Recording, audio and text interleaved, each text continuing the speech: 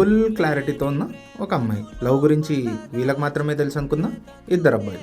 ఏ సంబంధం లేకపోయినా అన్ని సంబంధాలు పెట్టుకోవాల్సి వచ్చిన ఒక ఫ్రెండ్. ఎప్పుడూ జరిగే కదే, మీకు కూడా జరుగుండొచ్చు. కానీ ఇంకొకసారి నా కోసం.